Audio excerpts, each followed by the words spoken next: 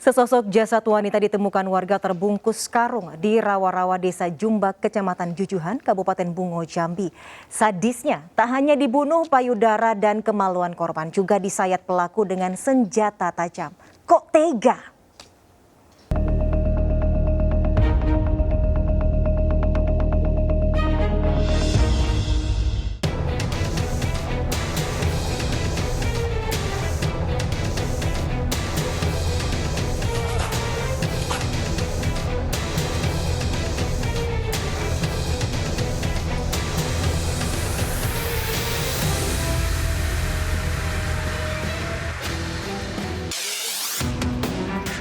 Warga digemparkan dengan temuan jasad seorang wanita yang sudah membusuk, terbungkus karung dan terpendam di rawa-rawa Desa Jombak, Kecamatan Jujuhan, Kabupaten Bungo, Jambi.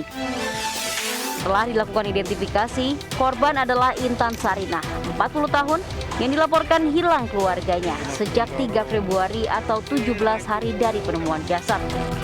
Korban pertama kali ditemukan adik kandungnya Purwanti yang mengaku mendapat firasat jasad kakaknya berada di sekitar lokasi. Dan benar saja, saat Purwanti melakukan pemeriksaan, ia melihat kaki korban dari dalam rawa. Atas temuan itu, Purwanti pun melaporkannya kepada keluarga dan polisi.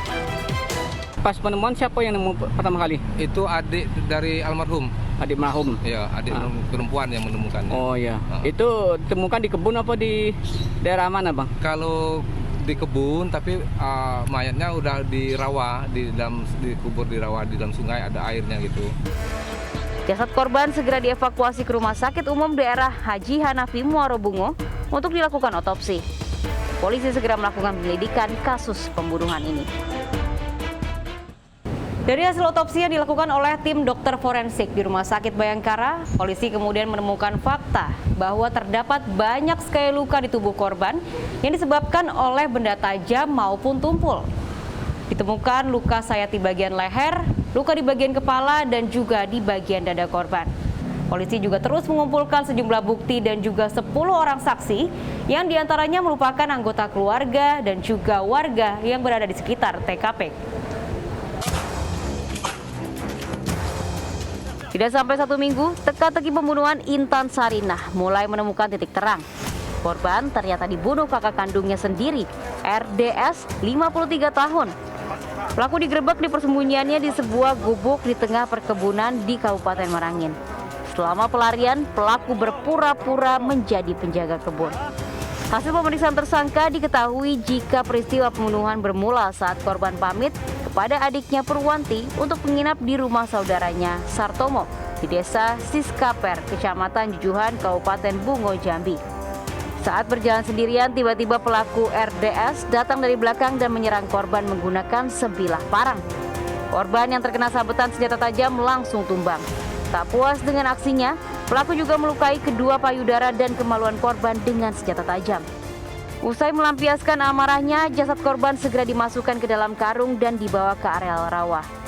Jasad korban lalu dikubur dalam rawa guna menghilangkan jejak. Sementara pelaku segera melarikan diri ke kawasan Jangkat, Kabupaten Merangin, Jambi. Pelaku mengaku jika aksi kejinya berlatar belakang sakit hati karena kerap bertengkar dengan korban. Korban dan pelaku ini ternyata masih tinggal satu rumah milik orang tuanya. Tengkaran, Pak. Tengkaran salah apa? Masalah bersih rumah, tengkaran rumah. Bapak korban itu siapa gitu, Pak? Adik, menantu, mertua atau siapa, Pak? Adik. Adik apa? Adik kandung, adik? Adik kan, Bu. Sebelumnya cok apa gitu? Macam mana, Pak? Bacok. Mana dibacoknya? Di leher. Di leher itu saat itu korban lagi apa? Udah menjalan. Jalan, udah tuh bapak timbun. Iya. Sementara itu polisi masih terus mendalami motif lainnya dari kasus pembunuhan ini karena aksi pelaku tergolong sadis dan keji. Selain sabetan senjata tajam, ternyata kedua payudara korban serta kemaluannya turut dilukai dan disayat dengan senjata tajam. Ada 8 luka bacokan, di kepala 4, kemudian di dada, kemudian di ketiak, kemudian di perut, sama di punggung. Termasuk adalah luka sayatan pada payudara sebelah kanan. Payudaranya disayat, diambil, kemudian kemaluannya juga dirusak, serta lengan kirinya juga disayat. Ini adalah suatu pembunuhan berencana yang cukup sadis dan tidak berperi kemanusiaan. Pelaku bersama barang bukti parang, karung, dan tali bekas membungkus korban telah diamankan polisi.